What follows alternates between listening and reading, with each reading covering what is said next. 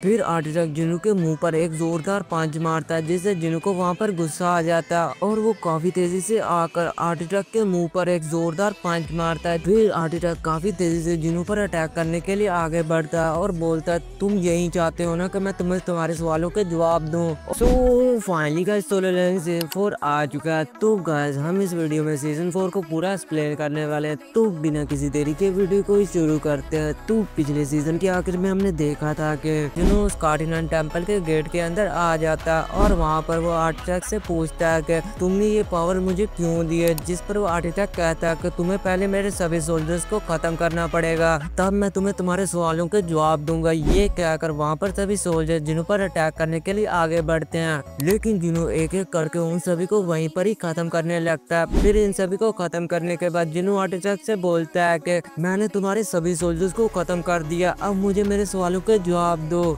लेकिन आर्टिटेक्ट कहता है कि अभी इतनी जल्दी भी क्या है, अभी मैं पड़ा हूँ, तुम्हें अब मुझे हराना पड़ेगा, वो भी सिर्फ 10 मिनट में, वरना अगर तुमने मुझे 10 मिनट में ना हराया तो तुम्हारा हार्ट बीट काम करना बंद कर देगा। अब आगे हमें दिखाया जाता है जिंजुल अपने साथियों के साथ उस गेट के अंदर आ जाता है जिसके अंदर जिनू गया होता है और जिंजुल अपने साथ सिर्फ 7 हंटर्स को ही साथ लाया होता है। लेकिन जब जिंजुल उस गेट के करीब जाता है तो उसे उस गेट के अंदर कुछ अलग सा ही सेंस होता है, जैसे कोई मॉन्स्टर उसे अंदर जाने से रोक रहा हो। फिर मिस्टर चुल अपने साथियों से पूछते हैं कि यहाँ आसपास कोई बड़ी सी गिल्ड है। इस पर उसके साथी से बताते हैं कि सर इस गेट के आसपास चोई जुन की गिल्ड है। फिर वो सभी चोई जुन और हंटर चाह को यहाँ पर अपनी टीम में शामिल करने का सोचते हैं। फिर हमें गेट के अंदर जिनू और आर्टिटेक्ट को दिखाया जाता है। यहाँ पर आर्टिटेक्ट बड़ी तेजी से जिनू के पास आता है और इस पर एक जोरदार पंच मारता है जिससे जिनू दूर जाकर दीवार से टकराता है और इसके मुंह से खून आने लगता है।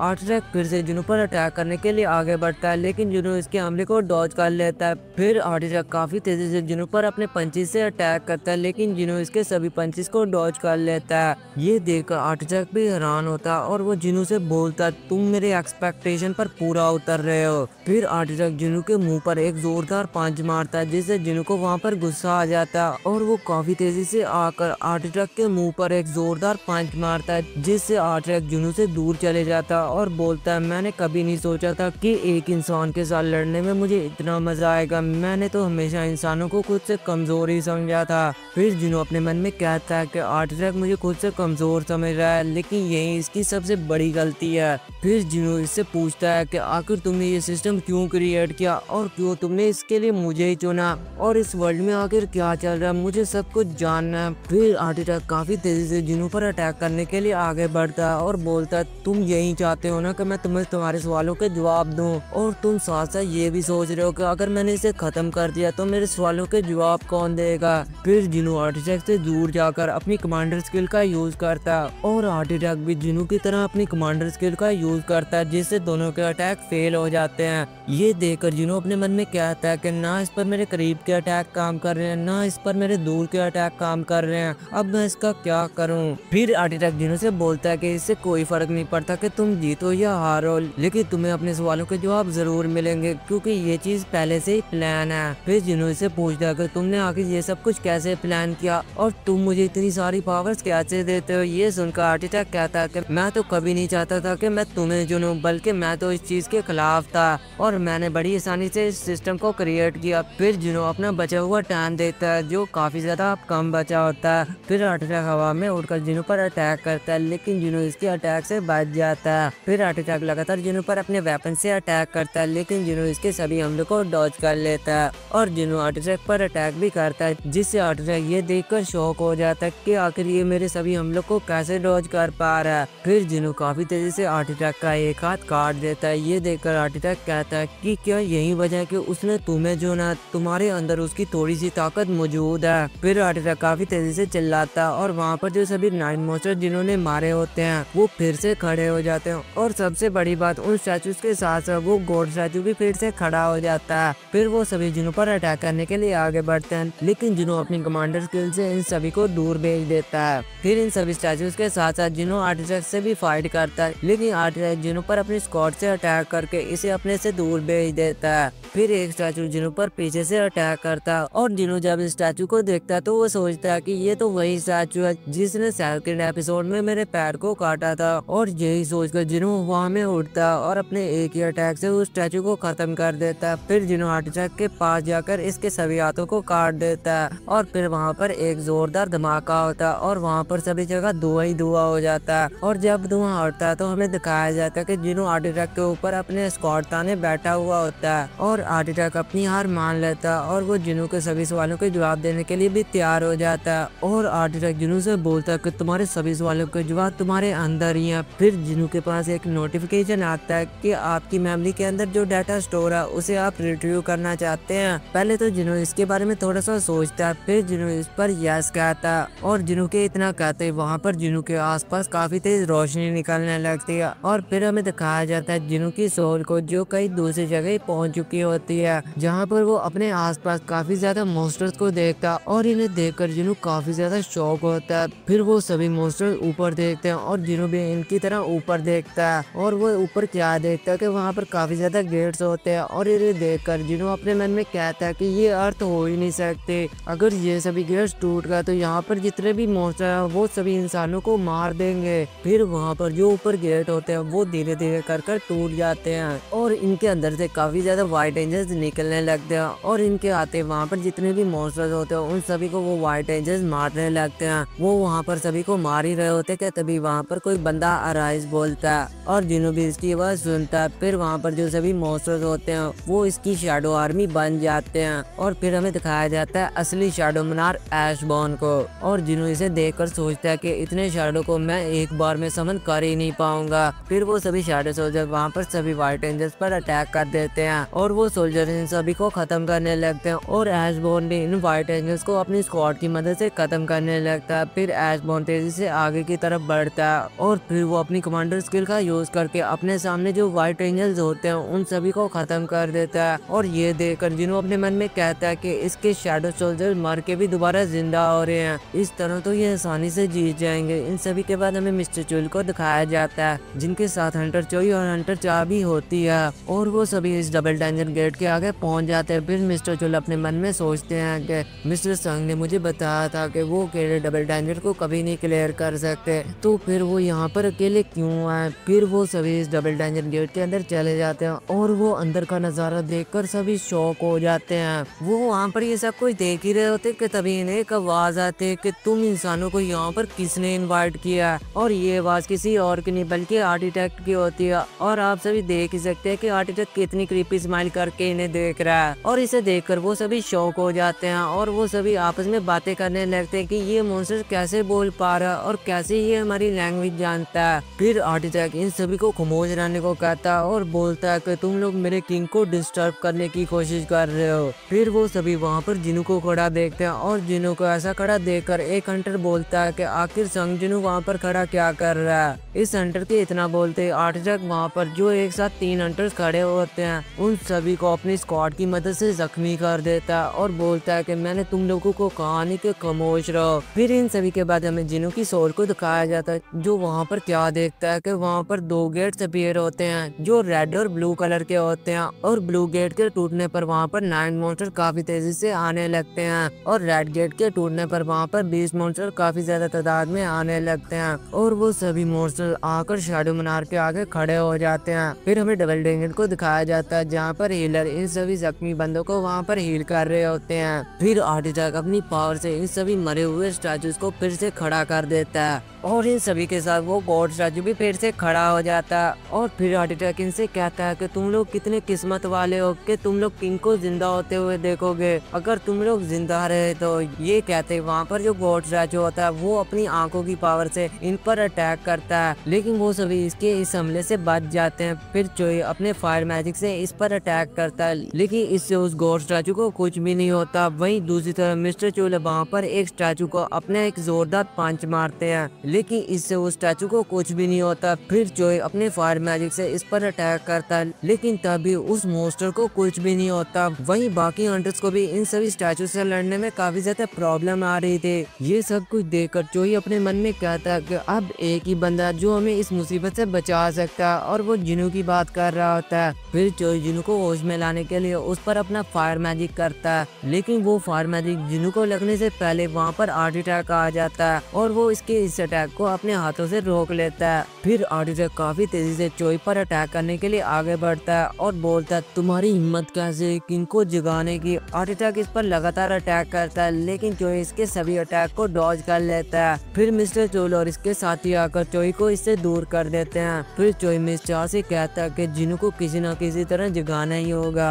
ये सुनकर मिस चा तेजी से जिनू की तरफ भागने लगती है। फिर हमें जिनू के अंदर का सीन दिखाया जाता है जहाँ पर जिनू की सोल क्या देखती है कि वो बीस्ट मॉन्स्टर और शैडो मॉन्स्टर आपस में फाइट करने लगते हैं और इन्हें देखकर जिनू अपने मन में कहता है कि अगर मेरे शैडो सोल्जर यहाँ पर फाइट करते तो अब तक मेरा माना खत्म हो जाना था। मुझे लगता था कि सिर्फ व्हाइट एंजल्स ही इनके दुश्मन है, तो फिर ये आपस में फाइट क्यों कर रहे हैं? क्या इसका ये मतलब है कि शैडो मोनार्क इनके खिलाफ है? फिर सभी शैडो मॉन्स्टर वहाँ पर सभी बीस्ट मॉन्स्टर को खत्म कर देते हैं। फिर एशबर्न वहाँ पर जो इन बीस्ट मॉन्स्टर्स का लीडर होता है जो वहाँ पर गिरा पड़ा होता है उसके पास आता है और बोलता है कि तुमने आखिर मुझे धोखा क्यों दिया। इस पर वो लीडर कहता है कि क्या तुम्हें मैं धोखा दे सकता हूँ? एशबर्न कहता है कि मैंने तुमसे जितना पूछा उतने मेरे सवाल का जवाब दो। लेकिन वो लीडर इसे कुछ भी नहीं बताता और इसे बस गालियां देने लगता है। ये सब कुछ सुनकर एशबर्न उसे अपने हाथ में पकड़कर उसे हवा में उठा लेता है। लेकिन ऐसी हालत में भी वो लीडर अपनी बकवास करना बंद नहीं करता और इससे एशबर्न को और ज्यादा गुस्सा आ जाता है और वो उसे वहीं पर ही खत्म कर देता है। फिर जिनू उस लीडर को गौर से देखता और कहता है कि मैंने इसे कहीं न कहीं तो देखा है। फिर वो उस लीडर को छोड़ देता और इसका जो सर में हेलमेट होता है वो उसे उतार देता है। तब जिनू को पता चलता है कि वो लीडर तो डीमन किंग बोरान है। फिर जिनू अपने हाथों की तरफ देखता है जो उसे थोड़े थोड़े बदले हुए नजर आते हैं। तब हमें दिखाया जाता है कि जिनू का सर एशबर्न की बॉडी में होता है और ये सब कुछ देखकर जिनू को भी वहाँ पर कुछ समझ नहीं आ रही होती। फिर जिनू अपने दिल पर हाथ रखता है। तब उसे पता चलता है कि उसके हार्ट के साथ एक ब्लैक हार्ट भी आ गया है। ये सब कुछ देखकर फिर जिनू पीछे देखता है और इसके पीछे वही व्हाइट एंजल्स होते हैं और यहीं पर जिनू का जो रिट्रीव डाटा होता है वो खत्म हो जाता है। फिर हमें आर्टिटैक को दिखाया जाता है जो मिस चा से बोलता है कि मुझे तुम काफी ज्यादा अमेजिंग लगी, शायद तुम मुझे काफी अच्छी टक्कर दे सकती हो। ये सुनकर मिस चा अपने डांसिंग स्किल को एक्टिवेट कर लेती है। फिर चा अपनी स्क्वाड से इस पर अटैक करते हैं लेकिन आर्टिटैक इसके हमले को डॉज कर लेता है और वो मिस चा पर अपना एक अटैक करता है जिससे चा वहाँ पर जख्मी हो जाती है। और ये देखकर आर्टिटैक कहता है कि तुम इंसानों ने मुझे हमेशा ही डिसअपॉइंट किया है, मैंने जो सिस्टम क्रिएट किया वो तुम लोगों से काफी ज्यादा बेहतर है। फिर एक हंटर आर्टिटैक के ऊपर फायर अटैक करता है और ये और कोई नहीं बल्कि हंटर जोई होता है और जोई मिस चा से बोलता है कि हमें किसी न किसी तरह करके जिनू को होश में लाना ही होगा। फिर चा बड़ी तेजी से जिनू की तरफ बढ़ती है लेकिन आर्टिटैक इस पर पीछे से अटैक करता है लेकिन मिस चा इसके इस अटैक से बच जाती है। फिर आर्टिटैक ये देखकर शॉक हो जाता है कि चा के अंदर एक शैडो सोल्जर होता है और इसे देखकर आर्टिटैक कहता है कि ये सब कुछ इस कमरे के रूल्स के खिलाफ है लेकिन मुझे पता कि ये शैडो तुम्हारे अंदर किंग ने ही एंटर किया। फिर आर्टिटैक चा से पूछता है कि आखिर तुम लोगों को इस जगह के बारे में कैसे पता चला और क्या रिश्ता है तुम्हारे किंग के साथ। ये सुनकर चा बड़ी बैडस तरीके से कहती है कि वो हमारा दोस्त है और हम उसे यहाँ से लेकर ही जाएंगे। ये सुनकर आर्टिटैक कहता है कि मुझे लगता है कि तुम मेरे किंग के बहुत ज्यादा करीब हो, चलो मैं तुम्हें एक चांस देता हूँ। आज मेरे ग्रेट मोनार्क दुनिया में आने वाले हैं और मैं तुम्हें इस ग्लोरियस इवेंट को देखने का मौका दूंगा लेकिन इसके लिए तुम्हारे बाकी साथियों को मरना होगा। आर्टिटैक ये सब कुछ कहता ही है कि तभी उसे एक आवाज आती है, मेरे होते हुए तुम ऐसा नहीं कर सकते हो। और ये किसी और की नहीं बल्कि जिनू की होती है और वो इसके फेस पर एक जोरदार पंच मारता है और बोलता है कि तुमने आखिर मेरे बॉडी के साथ क्या किया। और जिनू को होश में देखकर बाकी हंटर चैन की सांस लेते हैं। फिर जिनू आर्टिटैक के फेस पर अपना पैर रखता है और आर्टिटैक इस पर बोलता है कि तुम मेरे किंग नहीं हो सकते, तुमने कैसे उस ब्लैक हार्ट को कंट्रोल कर लिया। और जिनू ब्लैक हार्ट का सुनकर अपने मन में कहता है कि ब्लैक हार्ट ने मुझे काफी ज्यादा माना दिया और शायद ब्लैक हार्ट को लगाने में इसका कोई हाथ नहीं है और रिट्रीव डाटा ने मुझे मेरे पूरे सवालों के जवाब नहीं दिए हैं। ये सब कुछ सोचकर जिनू आर्टिटैक से पूछता है कि तुमने कहा था कि तुम मुझे कभी भी एक प्लेयर के तौर पर नहीं चुनना चाहते थे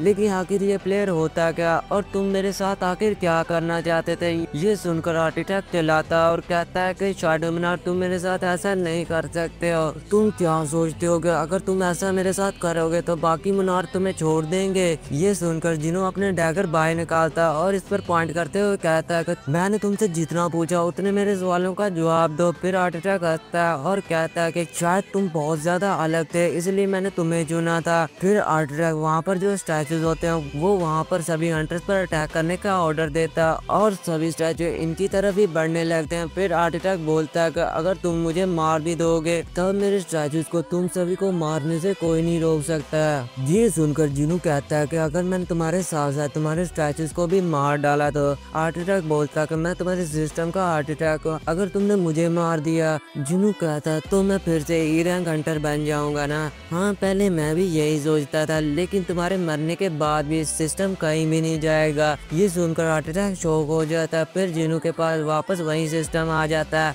और देखकर ऐसा लग रहा होता है जैसे जिनू ने इस सिस्टम को हैक कर लिया होता है। फिर जिनू आर्टिटेक्ट से कहता है कि तुम जानते हो ना कि मैं अब खुद के बारे में ज्यादा जानता हूँ कि मैं इस सिस्टम को अपने अंदर पूरी तरह संभालूंगा। ये सुनकर आर्टिटेक्ट जिनू पर चिल्लाता है, लेकिन जिनू अपने डैगर की मदद से इसे वहीं पर ही खत्म कर देता है और वो वहाँ से चले जाता है। फिर इन सभी के बाद हमें गेट के बाहर का सीन दिखाया जाता है, जहाँ पर वो सभी हंटर जख्मी हालत में बाहर निकलते हैं और इनकी ये हालत देखकर सी रैंक टीम काफी ज्यादा डर जाती है और अपने मन में कहती है कि अगर एलाइट गिल्ड के हंटर्स का ये हाल है तो हमारा अंदर क्या बनता है। इन सभी हंटर्स के निकलने के बाद वहाँ से आखिर में जिनू भी निकल आता है और वो आर्टिटेक्ट के बारे में सोचता है। फिर मिस्टर जून जिनू को बताते हैं कि रेड में हमारे 20 हाईएस्ट हंटर्स मारे गए और बाकी सभी हंटर्स जख्मी हैं। फिर जिनू इन सभी मरे हुए हंटर्स के पास जाता है और फिर जिनू मिस्टर चुल से थैंक यू बोलता है कि इनकी सिविलियंस टीम की वजह से वो आज जिंदा है। इस पर मिस्टर चुल कहते हैं कि सिविलियंस टीम का काम ही है एस रैंक हंटर्स पर नजर रखना। फिर मिस्टर चुल जिनू से पूछते हैं कि आपको कैसे पता मिस्टर संग के इस गेट के अंदर डबल डेंजन है। इस पर जिनू कहता है कि मुझे एक मैसेज आया था। ये सुनकर मिस्टर चुल कहते हैं कि क्या वो मैसेज मैं देख सकता हूँ मिस्टर संग, लेकिन जिनू इन्हें बताता है कि वो मैसेज मेरे ब्रेन में आया था, इसलिए मैं ही उसे सिर्फ देख सकता हूँ। ये सुनकर मिस्टर चुल जिनू की तरफ देखते हुए अपने मन में कहते हैं कि मैं इस बंदे को कभी नहीं समझ पाऊंगा कि आखिर ये क्या करता है और कैसे करता है। फिर मिस्टर जिनू से पूछते हैं कि आप ठीक तो है मिस्टर संग। इस पर जिनू कहता है कि यस मिस्टर। तभी वहाँ पर जिनू को चक्कर आने लगते हैं और जिनू वहीं पर ही जमीन पर गिर जाता है। आगे हमें जापान के सीन को दिखाया जाता है, जहाँ पर ट्रक भर भर के माना क्रिस्टल को उस एस रैंक गेट के सामने रख दिया जाता है और यूरी इन माना क्रिस्टल्स को देखकर अपने असिस्टेंट से बोलता है कि इतने माना क्रिस्टल्स काफी होंगे उस एस रैंक गेट पर बैरियर बनाने के लिए। यूरी उन माना क्रिस्टल्स को देख ही रहा होता है कि तभी उसे कोई चीज सेंस होती है और यूरी उसी तरफ देखकर बोलता है कि आखिर तुम कौन हो और तुम कहाँ से आए हो। यूरी की ऐसी हरकतों को देखकर इसका असिस्टेंट इससे पूछता है कि सर आपको अभी क्या हुआ, कोई आपको चीज तंग कर रही है। इस पर यूरी इसे बताता है कि उस बिल्डिंग पर जो बंदा है वो मुझे इंसान तो लग ही नहीं रहा है। फिर हमें उस बंदे को दिखाया जाता है जो और कोई नहीं बल्कि जिनू के डैड होते हैं और जिनू के डैड उस एस रैंक गेट को देखकर बोलते हैं कि फाइनली अब वो शुरू होने वाला है और सब कुछ मेरे प्लान के मुताबिक ही है। फिर हमें दिखाया जाता है कि उस एस रैंक गेट के सामने काफी ज्यादा सोल्जर और कुछ एस रैंक हंटर्स भी वहाँ पर आ जाते हैं। फिर यूरी अपने असिस्टेंट से पूछता है कि हमारे पास टोटल कितने एस रैंक हंटर्स हैं। इस पर इसका असिस्टेंट इसे बताता है कि हमारे पास टोटल 15 एस रैंक हंटर्स हैं सर। वो दोनों ऐसी बातें करते हुए जा रहे होते कि तभी इसका असिस्टेंट वहाँ पर क्या देखता है कि वो एस रैंक गेट वहाँ पर टूटने लगता है। फिर हमें जिनू को दिखाया जाता है जो हॉस्पिटल में होश में आ जाता है और होश में आते ही वहाँ पर जुनू भी आ जाता है और जिनू को होश में देखकर वहाँ पर काफी ज्यादा इमोशनल हो जाता है और बोलता है कि सर आप होश में आ गए, मुझे तो लगा आप इस दुनिया से चले गए हैं, आप पिछले 3 दिन से यहाँ पर सो ही रहे थे। ये सुनकर जिनू वहाँ पर काफी ज्यादा शॉक हो जाता है और बोलता है कि मैं पिछले 3 दिन से यहाँ पर सो ही रहा था। फिर जुनू उसी वॉर के बारे में ही सोचने लगता है जो आर्टिटेक्ट ने उसे दिखाई थी और यही सोच सोच कर जिनू को वहाँ पर कुछ याद आता है और जिनू से बोलता है कि जुनू मुझे कल के बारे में सारी चीजों के बारे में अपडेट करो। इस पर जिनू से पूछता है कि सर आपको मैं किस चीज के बारे में अपडेट करूं। जिनू कहता है कि मुझे जापान में जो एस रैंक गेट ओपन हुआ उसके बारे में इंफॉर्मेशन बताओ। ये सुनकर जिनू वहाँ पर काफी ज्यादा उदास हो जाता है। फिर हमें पास का सीन दिखाया जाता है जहाँ पर उस एस रैंक गेट के टूटने पर वहाँ से काफी ज्यादा जायंट मॉन्स्टर्स निकलने लगते हैं और इन जायंट मॉन्स्टर्स को देखकर कुछ हंटर वहाँ पर इन्हें देखकर काफी ज्यादा शॉक हो जाते हैं और बोलते हैं कि ये मॉन्स्टर्स तो high level A rank gate के बॉस के बराबर हैं। फिर यूरी इन्हें देखकर हंसता और अपनी पावर्स की मदद से इस गेट पर काफी बड़ा बैरियर बना देता है। बैरियर बनने की वजह से वो मॉन्स्टर इस बैरियर को तोड़ने की कोशिश करते हैं लेकिन वो ये बैरियर नहीं तोड़ पाते हैं। फिर यूरी इन्हें देखकर हंसता और बोलता है कि ये बैरियर मैंने बनाया हुआ है, ये तुम लोग कभी भी नहीं तोड़ सकते। फिर तभी अचानक ही उन जायंट मॉन्स्टर्स का लीडर वहाँ पर आ जाता है और बैरियर ना तोड़ने की वजह से वो अपने सोल्जर्स को वहाँ पर मारने लगता है और इन्हें मारता देखकर यूरी भी वहाँ पर काफी ज्यादा शॉक हो जाता है। फिर वो लीडर अपने एक ही अटैक से इसके बैरियर को तोड़ देता है और ये सब कुछ सुनकर जिनू वहाँ पर सोचता है कि मैं हार गया। फिर सीन चेंज होता है और हमें यूनू के डैड को दिखाया जाता है जो ऑफिस में सो रहे होते हैं। सोकर उठने के बाद इनका असिस्टेंट इनके पास आता है और बोलता है कि सर आपको सोए हुए 23 घंटे और 40 मिनट हो चुके हैं और आपने मुझे बताया हुआ कि अगर मुझे सोते हुए 24 घंटे हो जाए तो मुझे हॉस्पिटल में ले जाना और मैंने गाड़ी भी रेडी कर ली थी आपको ले जाने के लिए। फिर वो सिस्टर इन्हें एक फोल्डर देता है और इन्हें बताता है कि एक पेशेंट है जो बिल्कुल आपकी बीमारी से ही रिकवर किया और ये और कोई नहीं बल्कि जिनू की मॉम होती है। और इन्हें देखकर यूनू के डैड अपने मन में बोलते हैं कि क्या जिनू की मॉम में इतनी एबिलिटी थी कि वो इस बीमारी से रिकवर कर सके। यूनू के डैड इनकी फोटो देख ही रहे होते हैं कि तभी इनका सिस्टर इन्हें बताता है कि एक विजिटर आपसे मिलने के लिए आया सर और ये और कोई नहीं बल्कि यूनू की बड़ी सिस्टर होती है। फिर हमें अगले सीन में जापान का सीन दिखाया जाता है जहाँ पर यूरी लोफर को वो जायंट मॉन्स्टर जिंदा ही निकल जाता है। फिर वहाँ के आर्मी अपने टैंकों की मदद से उन जायंट मॉन्स्टर पर अटैक करते हैं लेकिन उन जायंट मॉन्स्टर पर इनके अटैक का कुछ भी असर नहीं होता। फिर जापान के असरांग हंटर वहाँ पर उन जायंट मॉन्स्टर से लड़ने के लिए जाते हैं लेकिन इनके अटैक का भी उन जायंट मॉन्स्टर पर कोई भी असर नहीं होता। और ये सब कुछ वहाँ पर एक कैमरामैन अपने कैमरे से रिकॉर्ड कर रहा था और ये सब कुछ जिन्हों अपने घर में बैठा हुआ देख रहा होता है और अपने मन में कहता है कि अगर इन सब मॉन्स्टर को ना रोका गया तो ये पूरी एशिया को ही खत्म कर देंगे। जिन्हों ये सब कुछ देख ही रहा होता है कि तभी से एक आवाज आती है कि जिन्हों तुम वहाँ पर ना जाना। ये सुनकर जिन्हों वहाँ पर पीछे देखता और ये और कोई नहीं बल्कि जिना होती है और जिना जिन्हों से बोलती है कि मुझे पता है जिन्हों तुम वहाँ उनसे लड़ने के लिए जाओगे लेकिन मैं चाहती हूँ कि तुम वहाँ पर ना जाओ। ये सुनकर जिनू जिना से कहता है कि तुम फिक्र मत करो जिना मैं वहाँ पर नहीं जाऊँगा क्योंकि मैं पहले बहुत सारा काम करके थक गया हूँ इसलिए मैं वहाँ पर नहीं जाना चाहता हूँ। ये कहकर जिनू जिना के ऊपर हाथ रखता है और वहाँ से चले जाता है। फिर हमें अगले सीन में जिनू को एक गार्डन में बैठा हुआ दिखाया जाता है जहाँ जिनू बीरू को समन करता है और बीरू को समन करके वो बीरू से पूछता है कि बीरू आजकल जिनू की क्या हालत है। इस पर बीरू बड़ी उदासी से जिनू को बताता है कि जिना आजकल बहुत कम सोने लगी है और वो पूरा दिन किसी बारे में ही सोचती रहती है। ये सब कुछ सुनकर जिनू अपने मन में कहता है कि जिन्होंने आज तक मुझे किसी भी रेड में जाने से नहीं रोका, जब मैं कमजोर था तब भी नहीं, लेकिन जब से जिना के साथ वो हादसा हुआ तब से जिना काफी ज्यादा परेशान रहने लगी है। और ये सब कुछ सोचकर जिनू वहाँ से चले जाता है और जिनू जब वहाँ से जा ही रहा होता है कि तभी इसके सामने एक गाड़ी आ जाती है। और फिर हमें अगले सीन में जिनू को एक ऑफिस में बैठा हुआ दिखाया जाता है जहाँ पर वो यूनू के डैड चेयरमैन यो के सामने बैठा हुआ होता है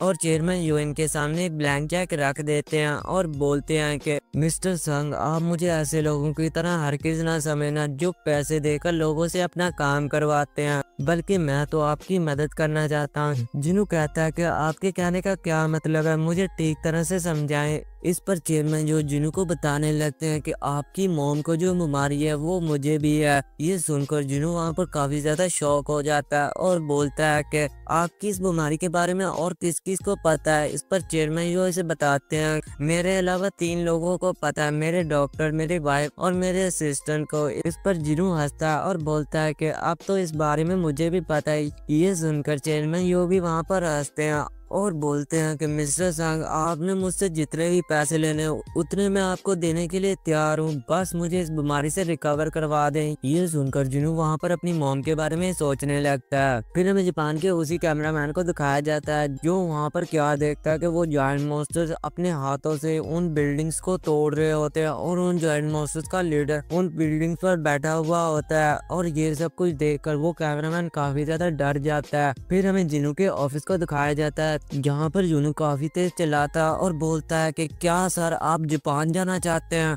आपको पता है ना कि वो जायंट मॉन्स्टर कितने बड़े हैं, मुझे लगता है कि आपको वहाँ पर नहीं जाना चाहिए, आपकी जान को भी खतरा हो सकता है। ये सब कुछ सुनकर जिनू इससे कहता है कि तुम ठीक कह रहे हो यूनू, लेकिन ये भी सोचो ना कि अगर हमने उस रेड को कंप्लीट कर दिया तो पूरी दुनिया में हमारी गिल्ड का नाम होगा। ये सब कुछ सुनकर यूनू भी इस बात पर मान जाता है। फिर यूनू जिनू से बोलता है तो ठीक है है सर, मैं भी आपके साथ जाऊंगा। ये सुनकर जिनू भी वहाँ पर काफी ज्यादा चौंक जाता और फिर यूनो जिनू को बताने लगता है कि red gate incident, New Zealand raid और रिसेंटली डबल डेंजर गेट, इन सब में एक चीज कॉमन है, इन सब में मैं आपके साथ नहीं हूँ। कहने को तो मैं इस गेट का वाइस गेट मास्टर हूँ, लेकिन मैं किसी भी फोटो में आपके साथ नहीं हूँ। मैं भी चाहता हूँ कि मैं भी आपके साथ एक फोटो खिंचवाऊं। और ये सभी बातें सुनकर जिनू वहाँ पर हंसता और बोलता है कि तो ठीक है यूनो, तुम भी मेरे साथ आ सकते हो। फिर जिनू वहाँ पर अपने घर की तरफ जाने लगता,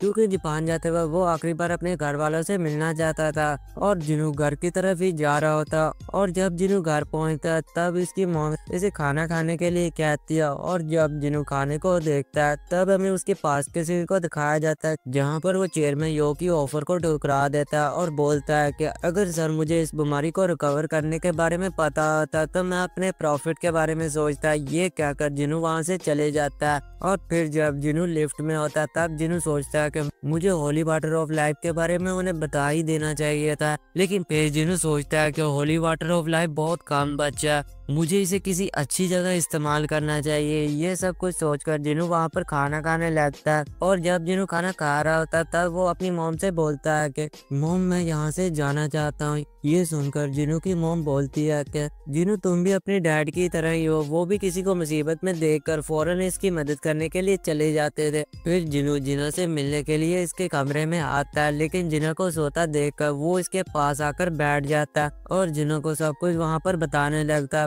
फिर जिना जिना के ऊपर हाथ रखता है और हमें दिखाया जाता है कि जिना वहाँ पर सो नहीं रही होती, वो बस सोने की एक्टिंग कर रही होती है। और जिनू की सभी बातों को सुनकर जिना वहाँ पर काफी ज्यादा इमोशनल हो जाती है और वहाँ पर रोने लगती है। फिर जिनू जिना को प्रोटेक्ट करने के लिए वहाँ पर 2 शैडो सोल्जर रख देता है। फिर हमें अगले सीन में चेयरमैन गो को दिखाया जाता है, जो वहाँ पर जिनू के जापान जाने की खबर सबको बता रहे होते हैं और जिनू भी वहाँ पर आकर लोगों को अपनी स्पीच देता है। फिर जिनू चेयरमैन को उसे हाथ मिलाकर जापान की तरफ जाने के लिए तैयार हो जाता और जब जिनू जापान पहुंचता है तो वहाँ के न्यूज वाले जिनू की फोटो खींचने लगते हैं। फिर हमें जापान के सीन को दिखाया जाता है, जहाँ पर वहाँ के फौजी वहाँ के जख्मी बंदों को ट्रक में बिठाकर हॉस्पिटल की तरफ ले जाने की कोशिश कर रहे होते हैं, लेकिन तभी एक फौजी वहाँ के डॉक्टर से बोलता है कि ट्रक में इतनी जगह नहीं है कि हम इतने बंदों को ले जा सके, इसलिए हमें कुछ बंदों को यहीं पर ही छोड़ना होगा। ये सुनकर वो डॉक्टर बोलता है कि तुम पागल हो गए हो क्या, इतने ज्यादा मरीज अभी पड़े हुए हैं, हमें इन सभी को हॉस्पिटल जल्दी से जल्दी ले जाना होगा। ये सुनकर वो फौजी चिल्लाता और बोलता है कि हमें उन लोगों की फिक्र करने की कोई जरूरत नहीं है जो मरने वाले हैं और जायंट मॉन्स्टर इधर ही आने वाले हैं और अगर वो आ गया तो हम भी नहीं बचेंगे। ये सुनकर वो डॉक्टर बोलता है कि मैं इन सभी को छोड़कर कहीं भी नहीं जाऊंगा, मैंने अपनी वाइफ से वादा किया था कि मैं इन सभी को बचाऊंगा। ये सुनकर वो फौजी भी इसकी बात मान जाता है। फिर वो इससे बोलता है कि मैं पीछे से तुम लोगों की मदद करूंगा। वो फौजी ये सब कुछ कह ही रहा होता है कि तभी वहाँ पर काफी ज्यादा जायंट मॉन्स्टर्स आ जाते हैं और इन जायंट मॉन्स्टर को देखकर वहाँ पर सभी फौजी इन पर अटैक कर देते हैं, लेकिन इनके अटैक का उन जायंट मॉन्स्टर पर कुछ भी असर नहीं होता। फिर एक जायंट मॉन्स्टर उस डॉक्टर को पकड़ने की कोशिश करता है, लेकिन इसके पकड़ने से पहले वो फौजी इसके सामने आ जाता है। फिर एक शैडो स्क्वाड इस जायंट मॉन्स्टर की तरफ आती है और वो स्क्वाड जब लगती है तो वो मॉन्स्टर वहीं पर ही खत्म हो जाता है और ये स्क्वाड किसी और की नहीं बल्कि जिमा की होती है और जिमा को देखकर वो फौजी काफी ज्यादा डर जाता है। फिर तभी वहाँ पर जिनू आ जाता है और जिनू उस फौजी से बोलता है कि तुम्हें फिक्र करने की बिल्कुल भी जरूरत नहीं है, बस तुम इस जख्मी बंदों को यहाँ से ले जाओ। ये सुनकर वो फौजी वहाँ से चला जाता है। फिर हमें उसी डॉक्टर को दिखाया जाता है जिसके ऊपर वहाँ की टूटी हुई बिल्डिंग से पत्थर गिरने लगते हैं, लेकिन उसको ये पत्थर लगने से पहले वहाँ पर यूनो आ जाता है और वो अपनी शील्ड की मदद से इन्हें बचा लेता है। फिर वो जिनू से बोलता है कि मैं इन लोगों को बचाता हूँ, तुम बस उन जायंट मॉन्स्टर को संभालो। ये सुनकर जिनू ओके बोलता है। फिर हमें जिमा को दिखाया जाता है जो वहाँ पर सभी जायंट मॉन्स्टर को मार रहा होता है और फिर जिनू इसके ऊपर चढ़ता और वो अपनी स्क्वाड की मदद से एक जायंट मॉन्स्टर को बीच से काट देता है। फिर हमें अमेरिका का सीन दिखाया जाता है जहाँ पर एक बिल्डिंग में कुछ हंटर्स बैठे हुए होते हैं और वो जिनू की बातें कर रहे होते हैं कि वो कभी भी उस एसरंग गेट को नहीं कंप्लीट कर पाएगा और वो इस पर बैट भी लगाते हैं कि मैं अपना घर गिरवी रखता हूँ अगर जिनू हार गया। और वहाँ पर एक बंदा तो बैट में अपनी गाड़ी भी लगा देता है। वो सभी वहाँ पर बैट लगा ही रहे होते हैं कि तभी पीछे से थॉमस आंद्रे बोलता है कि मैं बैट पे अपनी बिल्डिंग लगाता हूँ अगर जिनू जीत गया। मुझे लगता है कि जिनू आसानी से उस रेड को कंप्लीट कर लेगा। फिर थॉमस आंद्रे इनसे और भी बोलता है कि वैसे तुम लोगों को याद है ना कि यहाँ पर भी एस रैंक गेट ओपन हुआ है और मैं तो ये सोच रहा हूँ कि कल की रेड में तुम लोग कितने बचोगे। ये सभी बातें सुनकर वो सभी इसे पागल समझने लगते हैं और इसकी बातों को इग्नोर करते हैं। फिर हमें दिखाया जाता है कि अमेरिका में भी एक एस रैंक गेट ओपन हुआ है। फिर इन सभी के बाद हमें फिर से जापान का सीन दिखाया जाता है जहाँ पर वो कैमरामैन अभी भी वहाँ पर सब कुछ रिकॉर्ड कर रहा होता है और वो वहाँ पर क्या देखता है कि जिनू के शैडो वहाँ के जायंट मॉन्स्टर को काफी बुरी तरह मार रहे होते हैं। फिर हमें एक बच्ची को दिखाया जाता है जो एक जायंट मॉन्स्टर से बचकर भाग रही होती है और वो जायंट मॉन्स्टर इसे पकड़ने ही लगता कि तभी वहाँ पर अदरीस आ जाता है और वो इस जायंट मॉन्स्टर के एक हाथ को काट देता है और वो इस बच्ची को भी बचा लेता है। फिर आयरन वहाँ पर आता है और वो अपने एक अटैक से उस जायंट मॉन्स्टर को मार देता है। उस जायंट मॉन्स्टर को मारने के बाद आयरन जोर से रोर करता है, लेकिन जब वो उस बच्ची की तरफ देखता है तो वो हल्का सा मुस्कुराता है। फिर अदरीस उस बच्ची के ऊपर हाथ रखता है और ये सब कुछ वहाँ पर जिनू भी देख रहा होता है। फिर तभी जिनू के पास एक फौजी आता है और वो इन सभी के लिए जिनू का शुक्रिया अदा करता है, लेकिन जिनू उल्टा ही उसका शुक्रिया अदा करने लगता है कि तुम बहुत अच्छे फौजी हो और तुमने बहुत से लोगों की जान बचाई है। और ये सभी बातें सुनकर वो फौजी वहाँ पर बहुत ज्यादा खुश हो जाता है। फिर जिनू यूनू से बोलता है कि इस फौजी को यहाँ से लेकर चले जाओ। इन दोनों के जाने के बाद जिनू वहाँ पर सभी मरे हुए जायंट मॉन्स्टर्स के पास आता है और इनके पास आते जिनू वहाँ पर अराइज बोलता है जिसे उनकी शैडो इसकी शैडो सोल्जर बन जाती हैं। फिर इन सभी के बाद हमें जापान के हेडक्वार्टर का सीन दिखाया जाता है जहाँ पर वहाँ के लोग मासामोटो को बताते हैं कि अब सब कुछ हमारे कंट्रोल में है और जिनू ने वहाँ पर सब कुछ संभाल लिया है। ये सुनकर मासामोटो वहाँ पर काफी ज्यादा चौंक जाता है और फिर मासामोटो अपने मन में बोलता है कि गोटो ने बिल्कुल सच कहा था और मैंने जब पहली बार जिनू की आंखों में देखा था। फिर हमें पास का सीन दिखाया जाता है जहाँ पर मासामोटो ने पहली बार जिनू को देखा होता है और जिनू को देखते मासामोटो अपने मन में कहता है कि मैंने हजारों हंटर्स को देखा हुआ है लेकिन जिनू जैसा आज तक मैंने हंटर नहीं देखा है। फिर मासामोटो जिनू का वहाँ पर वेलकम करता है और जिनू को वहाँ पर बोलता है कि माफ करना मिस्टर संग, यहाँ की सिचुएशन को देखकर मैं आपको खास ट्रीट नहीं दे सकता। फिर मासामोटो बोलता है कि जायंट्स यहीं पर ही आ रहे हैं और आपको ओसाका को डिफेंस करना है। ये बोलकर फिर मासामोटो अपने मन में बोलता है कि जिनू ताकतवर तो है लेकिन इतना ज्यादा भी नहीं कि वो अकेले उस एस रैंक गेट को कंप्लीट कर सके। फिर मासामोटो जिनू से बोलता है कि हमें कुछ और कंट्री से भी नेगोशिएशन करनी चाहिए उनके हंटर्स लेने के लिए। ये सुनकर जिनू बोलता है कि इसकी कोई भी जरूरत नहीं है। ये सुनते वहाँ पर जो सभी लोग होते हैं वो काफी ज्यादा चौंक जाते हैं और मासामोटो जिनू से बोलता है कि आखिर तुम्हारा क्या प्लान है। और प्रेजेंट में मासामोटो बोलता है कि शायद जिनू का यही प्लान है, अकेले उस एस रैंक गेट को कंप्लीट करना। फिर हमें जिनू को दिखाया जाता है जो वहाँ पर सभी जायंट मॉन्स्टर की शैडो को स्टैक करने के बाद इनके नाम रखने का सोचता है और वो इनके नाम रखने में ज्यादा देर नहीं करता और वो बस इनका नाम 1 2 3 4 रख देता है। फिर वो यूनू से थोड़ा सा आराम करने को कहता है ताकि वो फाइट के लिए रेडी हो सके। फिर हमें जिनू के शैडो सोल्जर्स को दिखाया जाता है जो वहाँ के जायंट मॉन्स्टर्स को मार रहे होते हैं। और फिर वहाँ पर सबसे बड़ी बात क्या होती है कि उस एस रैंक गेट की वजह से वहाँ पर कुछ छोटे मोटे गेट भी ओपन होने लगते हैं और उनमें से भी कुछ लो लेवल बीस्ट निकलने लगते हैं। फिर हमें डेंजन ब्रेक के 7 दिन के बाद वाला सीन दिखाया जाता है